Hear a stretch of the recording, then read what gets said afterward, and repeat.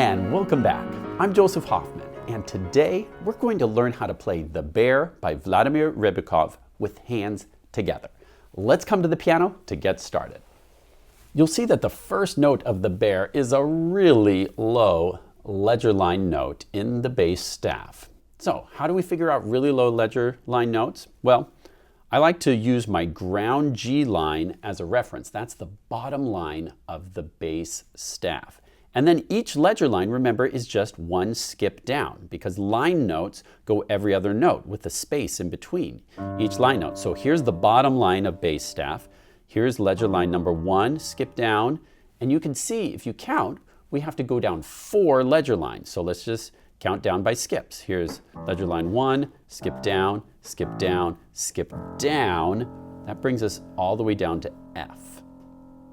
So the first note of this piece is the lowest F on your piano if you're on an 88 key piano. By the way, for this piece you will need an 88 key piano to get down low enough. And then what's this next note? Well, you can see it's just a step below ground G, so it's also an F. We are moving the distance of an octave between these first two notes. Now, scan through the piece for me and tell me if the left hand ever changes. Remember, you have to double check every note. Sometimes a composer might trick you or surprise you by changing things up. It's not really trying to trick you, it's just what music does. Sometimes we like to have variation. So, press pause and scan through the piece and then press play when you're ready to say if the left hand is the same all the way through or not.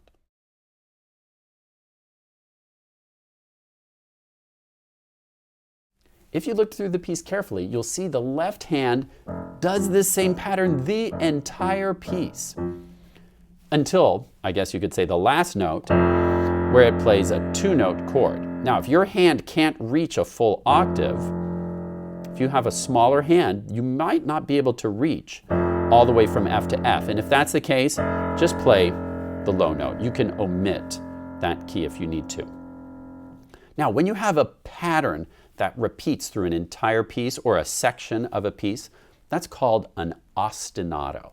An ostinato is simply a repeating pattern in music, often in the accompaniment. Okay?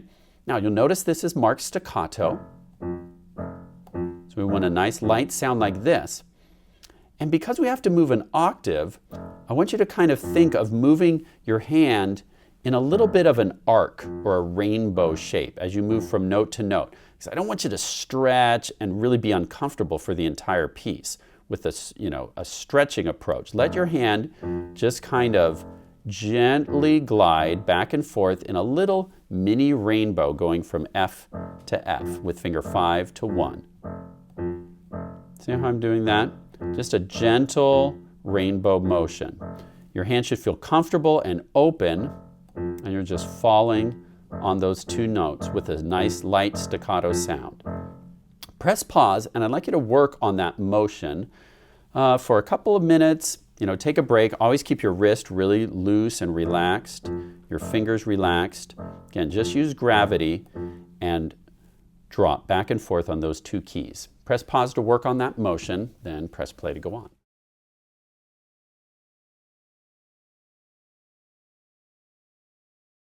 Again, it's really important that you don't get tense as you play this. Keep your hand light and flexible. Make sure those notes are staccato.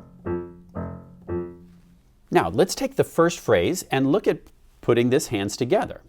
Your left hand is creating kind of this steady pulse. And let's slow it way down. 1 and 2 and 1 and 2 and. Then the right hand starts.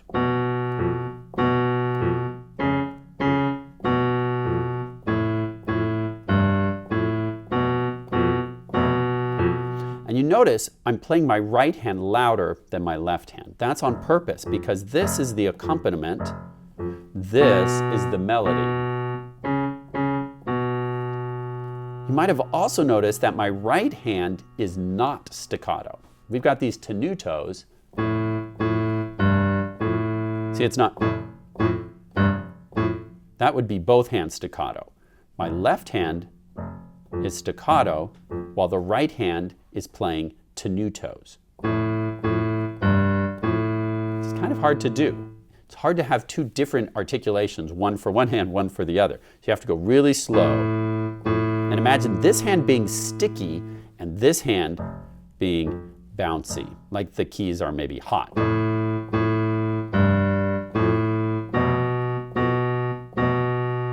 So I want you to go into super slow motion style. 1 and 2 and 1 and 2 and 1 and 2 and work on playing the right hand sticky tenutos and the left hand staccato. And if you can, a little bit quieter in the left hand too. But don't worry too much about that at first. If you just play a nice light staccato, that would be great. So press pause to work on that first phrase, hands together, then press play to go on.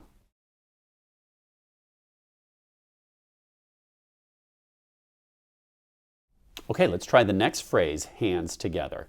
So now, remember, we have this slight variation in measure 8. Don't forget about that slight change. We have B, B, C sharp, B, B, A, G, A, B.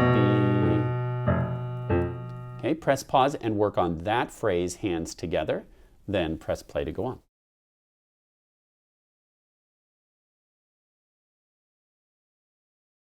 Now, in measure 11, hands together, it will sound like this.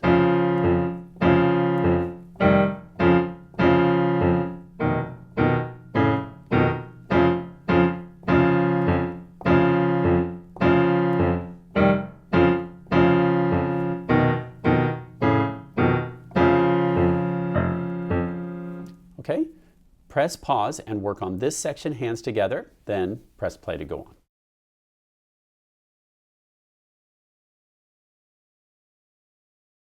Now, looking at measure 19, remember here we start to get some staccatos with the tenuto in the right hand part.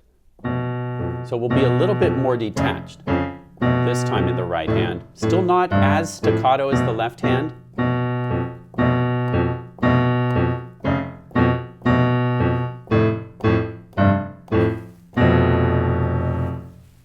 Now, one technique for this last line, notice that the dynamics change to fortissimo. So to get extra power, what you can do is a 1-3 finger brace. If you brace your finger 3 with your thumb,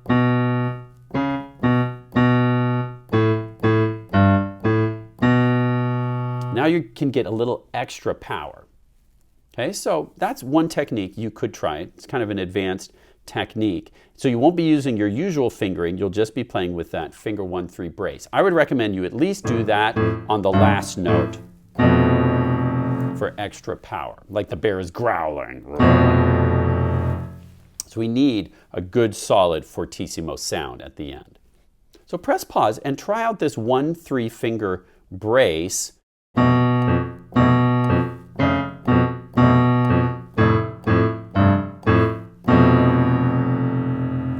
Press pause to try that out, then press play to go on.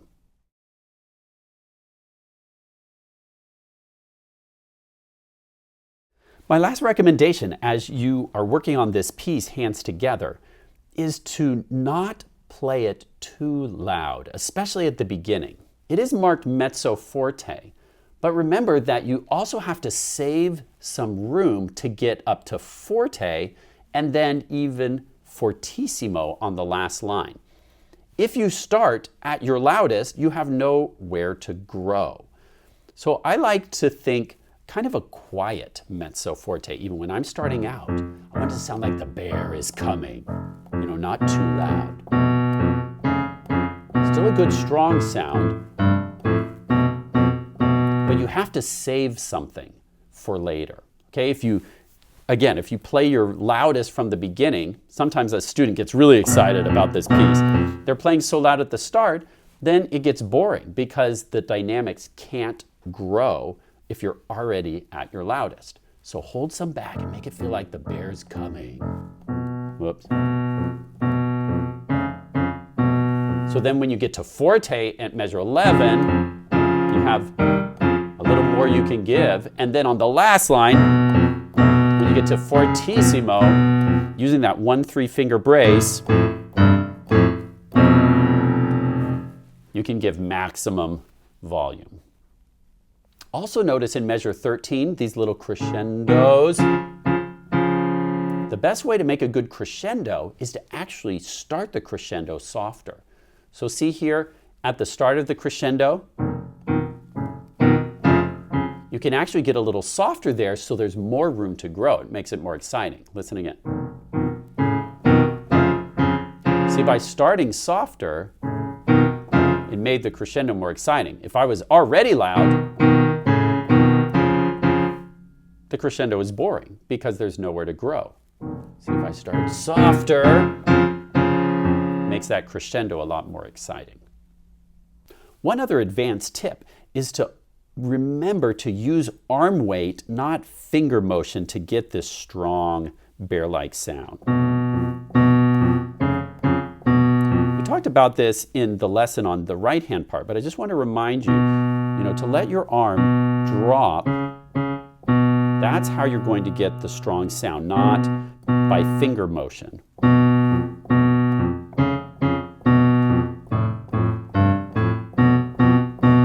Keep your hand relaxed, fingertips firm, just use gravity to get the sound you want. So as you play this piece, try and use your imagination and create this cool imagery of a bear coming or stomping through a forest. Now it's your turn to practice carefully and mindfully to master the bear. As you practice and perform this and any of your pieces, always be sure to carefully listen to yourself and try and shape the music to create an exciting musical story. Thanks for watching and happy practicing.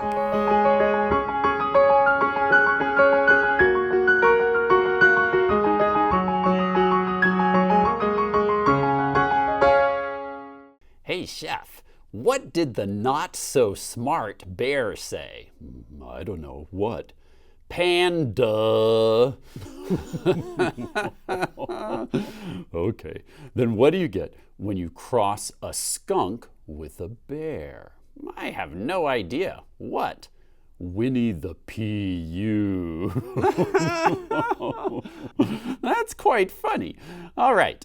What did the teddy bear say after dessert? What? I'm stuffed. Oh, we've got to stop. These jokes are becoming unbearable. Yeah, you said it.